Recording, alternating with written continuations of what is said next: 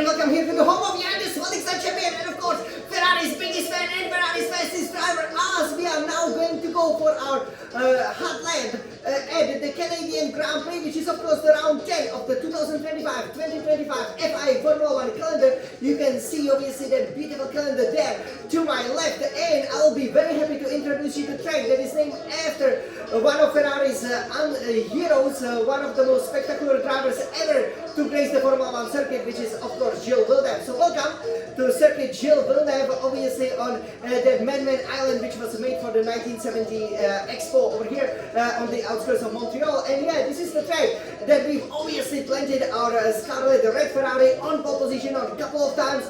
You know, we also managed to win here a couple of times, as you do know, so we have lots of very good decorated history over here. And what better guy is there, what better F1 driver is there to introduce you this amazing track in this SF 1000 T818 Formula 1 Racing Simulator. And yeah, the Svalix champion, right?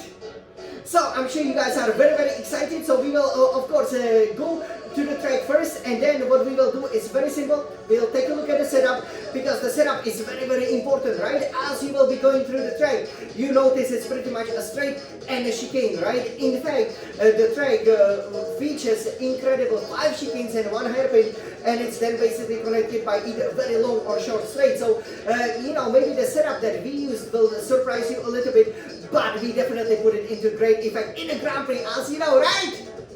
That's right. And after we take a look at the setup, we will go on a warm-up lap, so we will show you exactly how to attack this particular circuit. It's basically all about the curbs, right? So if you are able to ride the curbs well, so that the car can not really, for example, bounce off them and, you know, lose a bit of a traction, lose a bit of a downforce, but basically ride them ever so well so that you can expand the track as much as you can and stay within the time limits, which will be the biggest challenge for our hot lap, which is coming after the warm-up lap. You will be good enough to plan this beautiful Scarlet Ferrari on pole position, right? And I'm sure our great drivers, you know, the Scuderia Ferrari drivers will do it as well. So we will see what exactly we can do. So are you ready to go for a ride with me? Jan the Svalixan champion, still in F1 24 cars, which is, and obviously we should say, the Canadian GP is now just for this year the last race before our names day. So are you ready for the names day hot lap? Of course you are. So let me climb here into the cockpit of this beautiful Scarlet Red Ferrari. We absolutely love it. And obviously we will take the car and we will go to what used to be round 9 and what is now round 10 of the Formula 1 World Championship. So again, you know, great atmosphere over here, you know, in Montreal. It's one of the favorites, and again, you know, it will be the second race on the North American continent, so we will see exactly you know, how well we can do. But yeah, again, it's an enjoyable track over here. You know, even though you know, recently I did struggle, especially, you know, with the weather. The weather can be a bit of an issue, right, for many different reasons.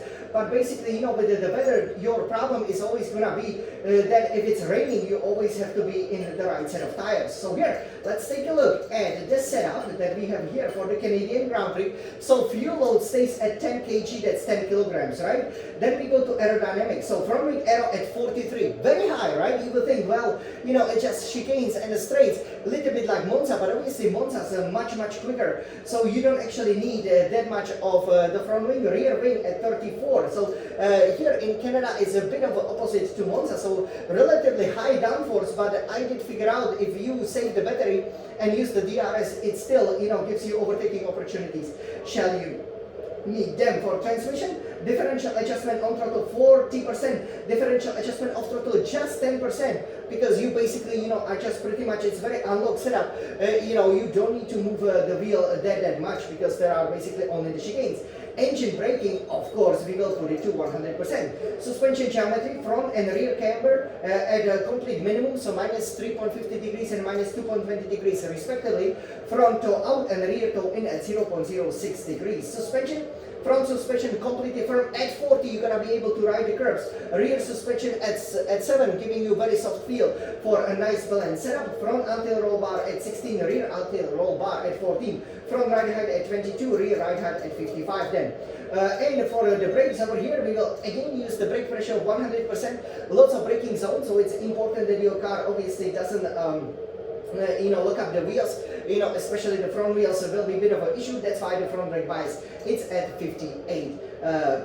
The tires, front right tire pressure and the front left tire pressure at 29.5 psi per square inch, and the rear right, the rear left tire pressure at 26.5 psi per square inch. So as high as you can get with the tire pressures, obviously to get the maximum speed, right? So because we put the downforce relatively low, as you could have seen. So what do we want to achieve?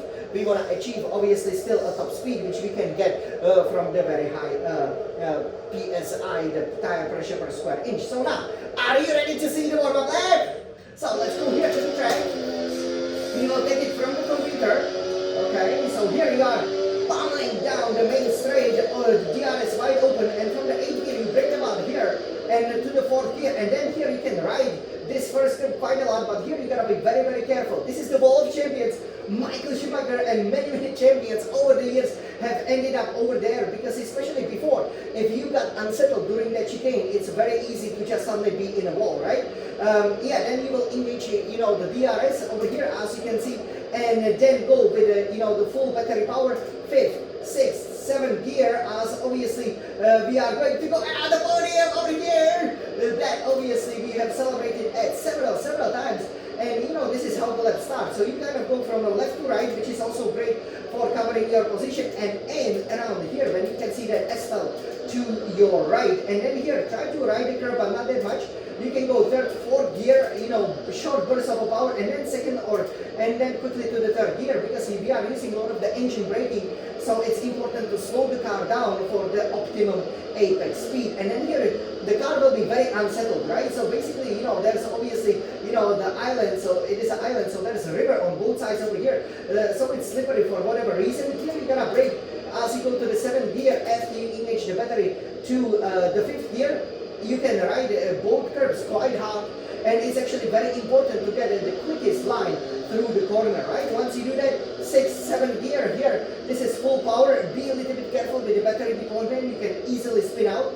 And here, this is a challenging corner, so we're gonna brake hard into it at 100-meter board to about the 3rd gear, and then here, ride the curve a little bit, and then here in, at least in F124, I'm sure in F125, just be upshifting, but don't go very high revs, because the car would once again be unsettled. The traction is a massive problem. It's always been in Canada, because you can't just go on a traction immediately. You kind of have to wait for the grip, right? This is where, for example, in 2016, I had that collision with our future Ferrari teammate, Lewis Hamilton. So here, 6, 7, 8, gear. As you can see, the Qatar Airways overpass over here. You will brake into 4th gear, and then ride the curve quite a lot, so you can have a quick exit, right? And this will help you a lot, because when you ride that first curve, and then as you exiting the chicane, you can go on the power early, and then here, as you engage a lot of the battery, you can make the overtake into the hairpin. Here is actually the DRS line. I think you will be able to see it as you brake for the hairpin, so that also gives you then the possibility to keep the DRS for the next straight. For the hairpin, bit of obviously tight hairpin, and you do not want to extend it too much. Even though there are several ways you can take it, if you take it a bit wide, then that will give you the possibility to have a higher top speed. But usually in the qualifying, you want to go nice and around the corner. Engage the battery for a bit. Once you get the 6, 7 gear with the DRS, you can pretty much leave it open, and this will be the circuit Jill will have. Just be careful if you head into the pits, because obviously you gotta go straight. If somebody's in front of you, you can hit them massively. Look at all of these cruise ships, so be careful with that. The pits exit is a bit dangerous, but I think we are ready for a hot lap, right? Are you guys ready? Okay, so let's go for it, Vivian. Let's go, it's a champion, come on! This is how champions do it! This is Canada!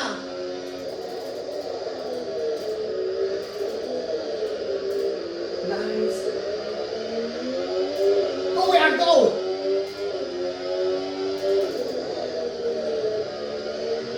We just stay within the limit, man. I thought it was out. Come on!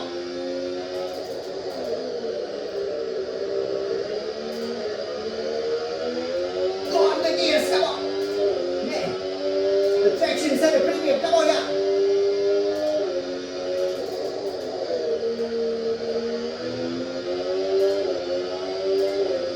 Let's go for it!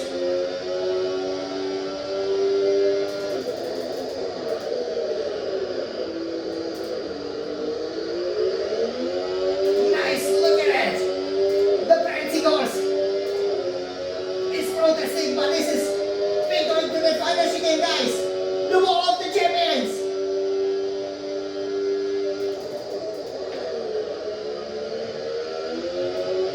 Wow, that was very, very close.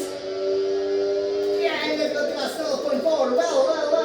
You know, that's a decent time over here that we have gotten, obviously.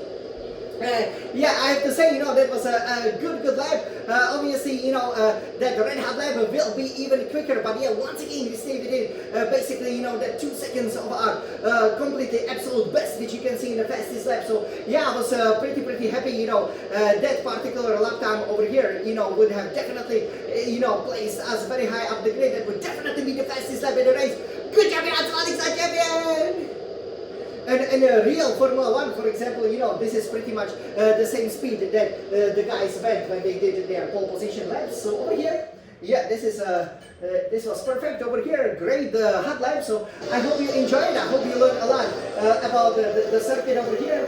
As we now go to our level 4. Look at this.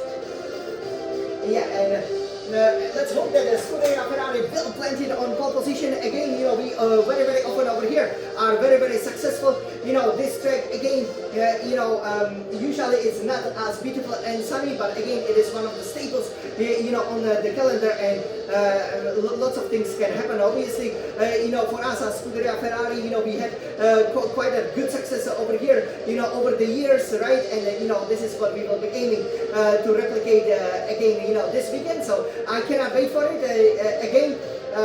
I hope you guys, you know, will enjoy, you know, the qualifying and the race, which you could have pretty much already seen. And all I can say is now, I cannot wait, you know, to race here for the only time here in the year in Canada, and you know, to celebrate a memorable Ferrari victory. This is obviously where lots of the Ferrari fans are. So you guys, without further ado, this was Circuit Gilles Villeneuve, the host of the Canadian Grand Prix, which is round 10 of the 2025 FIA Formula 1 calendar. The time flies so fast. This was also the last race in the spring season. We will soon go to the summer. I'm sure you can feel the heat, maybe not here in Canada, but it is definitely coming soon with the sunshine everywhere. So you guys, without further ado, 3, 2, 1, let's race! Forza Ferrari!